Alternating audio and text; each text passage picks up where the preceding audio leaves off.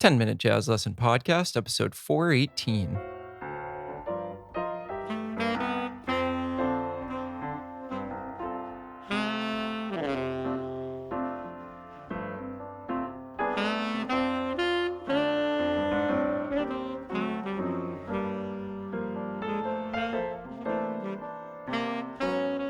Hey, everybody, welcome back to episode 418 of the 10-Minute Jazz Lesson Podcast. Hope you're all doing well out there. It is a brand new month, so you know what that means, a brand new series. And this week, this month, we're going to take a break from some of the standards. Everybody's been absolutely loving that, and I love doing it. So don't worry, we'll get back on that train soon. But I want to talk about something extremely important this month, and that is the 5-to-1 cadence. Because if we understand this and we understand the true importance of a 5 chord moving to a 1 chord in various iterations and various ways of thinking about it, from its most basic form to its more complicated forms, we really are going to be way ahead in our ability to create compelling statements, which is what we all want to be able to do, right? We all want to be able to make compelling statements that bring the listener in and make them want to hear more from us, and truly being able to understand and to hear the most important cadence in Western music is probably the most beneficial thing that we can do. Now, don't get me wrong on this series. This is not going to be about like figuring out the fanciest chord substitutions and how to make your listeners, make the stank face. We really need to get it from the foundation. And that's what this is going to be all about. And most people, including myself, at times in my development, realize that they just don't have a deep enough understanding of the 5-to-1 cadence. So let's do something first. Let's define what 5-to-1 is. 5-to-1 is also known as an authentic cadence. And this is the definition straight out of the musical dictionary. An authentic cadence is a musical cadence that ends a phrase with a progression from the dominant 5 chord to the tonic 1 chord, also known as a 5-to-1 progression. This cadence is also called a final cadence, full cadence, or full close. And those last three terms are really important, and it gets to why this is so important. If you fully close a story, you feel okay about putting the book down.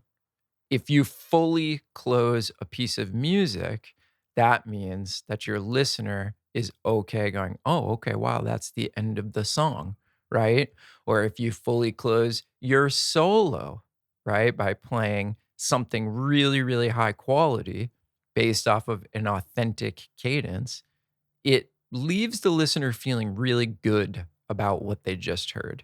And that's why it's so important, because we're human beings. We want a sense of closure.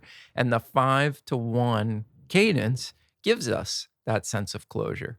So being able to accurately reflect that cadence in our playing is going to go a long way toward the listener going home happy, having heard what they've heard from you. So that's basically like why we're talking about this week, all right? Is that it helps us tell stories in our playing if we can really fluently, really comfortably, and really confidently play over the 5-to-1 authentic cadence. Okay, so maybe the first thing that we want to do is we want to be able to recognize that 5-to-1 root motion. And we have to be able to hear this.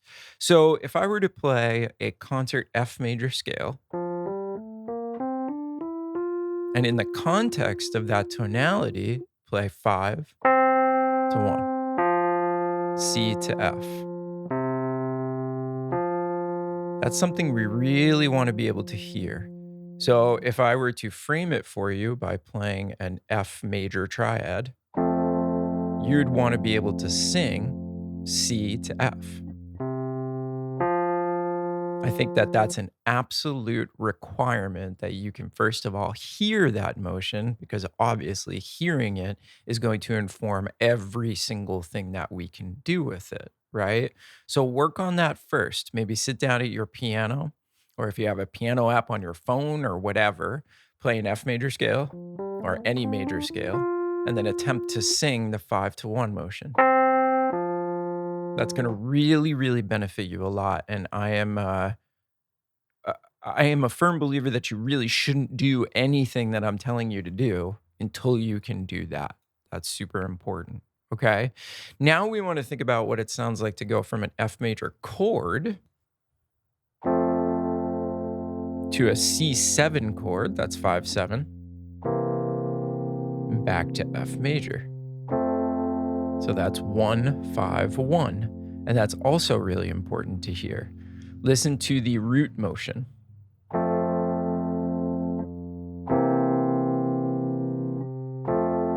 And you'll hear that it's exactly what we just did when I was just playing 2 notes for you. But now we're more informed because there's stuff going on above it, right? Which are those chords. Now we could make it a little bit more quote unquote jazz oriented, right? Instead of playing an F major triad to C7, back to an F major triad, we can instead play an F6 chord to a C7 to F6. And you'll hear that it'll sound a little bit more characteristically jazz.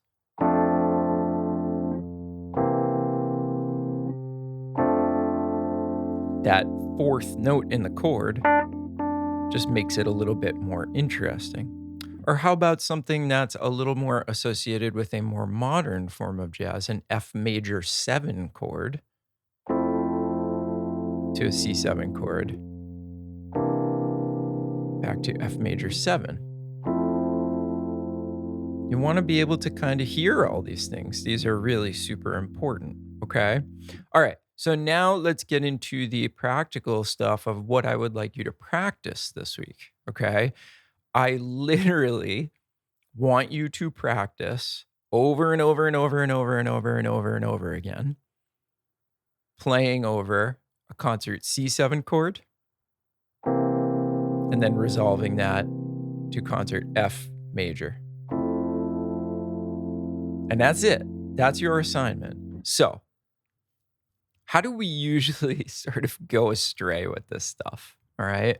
Well, here are the ways that I see it become too complicated or sort of make us bark up the wrong tree, for lack of a better term.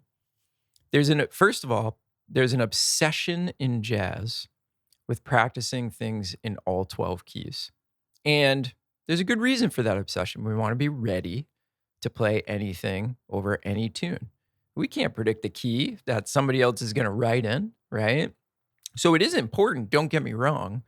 But the reason why I only want you to do it in one key is because when you're constantly, let's say that you're working in the key of F, but in the back of your mind, you're like, I got to do this in 11 more keys. Do you ever really concentrate on that one key?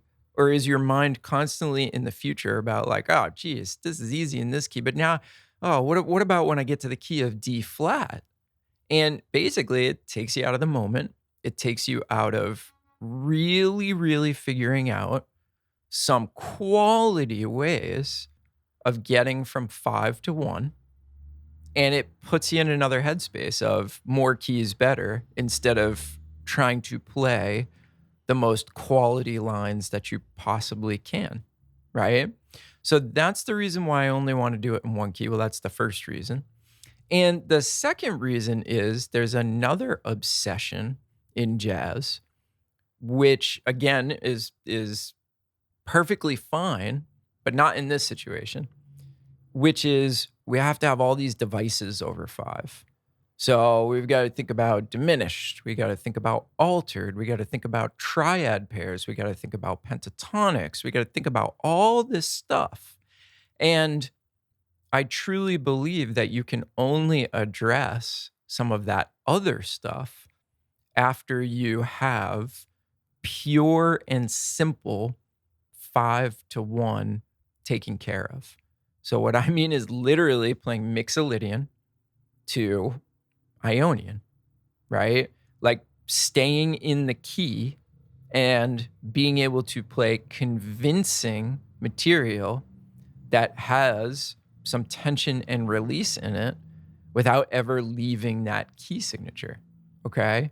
So your assignment, and I've prepared a backing track that is literally just 2 bars of C7 to 2 bars of F major cycled over and over and over again for 32 bars. Okay. And the Patreon members will get that. Um, the reason why I want you to do this just like incessantly for a week in one key is I want you to get really, really, really deep on how to effectively move from 5 to 1. Now, here's the thing, I'm not going to give you any specifics on how to do it. That's you. You need to take that journey. And the way to take that journey is to simply pull up that backing track, or geez, you could even do it without a backing track. But you need to just play over that progression enough times until you start to develop a concept, until you start to develop some skills, until you start to develop an identity of how you like to get from 5 to 1. And here's the thing, because we've all been listening to Western music for our entire lives, a lot of us are going to come to the same conclusions of the best way to maybe move from the end of the second 5 chord measure and into that resolution point, that 1 chord. Okay. But I could sit here and tell you how to do it until I'm blue in the face. But you know what would get you way further and actually allow you to develop a little bit of a musical identity and some real skills is for you to do it yourself. So that's the whole thing this week, okay? Is we're just going to strip everything down to this basic foundational building block of Western music, which is 5 to 1. You're only going to do it in one key, and ideally, you're going to be trying to stay diatonic. I'm cool if you hear some stuff that's outside of the key and you naturally just kind of play it because you know it's going to sound cool. That's okay. But what we're not doing is we're not trying to think about any craziness like, all right, what can I superimpose on this? What kind of cool chord substitutions can I do? Just deal with this base musical device and figure out how to make it sound good consistently. Okay? So, how's that for a really, really simple assignment and way of thinking? Okay. So, I know that you heard me mention the Patreon members will get that backing track in the key of F.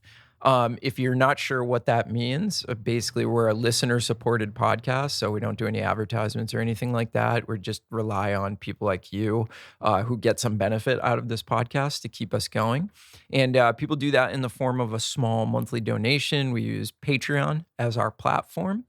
So if you want to know more about that and what you get, and you want the backing track, and the $5 members will get a trading track where we'll go back and forth playing this 5 to 1. Simply head over to our website, 10minutejazzlesson.com, click on one of the Patreon banners, or go to patreon.com and search for the 10-Minute Jazz Lesson Podcast. Once you sign up, you get instant access to actually all the episodes, so 418 episodes worth of materials. And it really does keep us going. So if you choose to do that, thank you so much. And to everybody over there that's supporting us, thank you. We could not do this without you. Quick shout out to a new member this week. Thank you to Maria for joining up to be part of the 10-Minute Jazz Lesson family. Really appreciate that. And of course, to all the other supporters, some of who have been supporting this podcast for like 5 years or longer. Thank you so much. So again, 10minutejazzlesson.com. Click on one of the Patreon banners or patreon.com. Search for the 10-Minute Jazz Lesson Podcast. Have fun with this. And remember, go deep. Go deep. You should feel weird about how many times you've just been playing over this 5 to 1 track in the key of F all the gold lies on the other side of those repetitions, right? And that experimentation and that trying and failing and trying again. Sounds a little bit better. Do it again, do it again, do it again. It's all there. You simply have to wrap your mind around how much time it takes to actually do that. Okay? All right, have fun. We'll see you next week. We'll take this to kind of the next level, but do this work first. All right? Have a great weekend, everybody. Talk to you soon. Bye.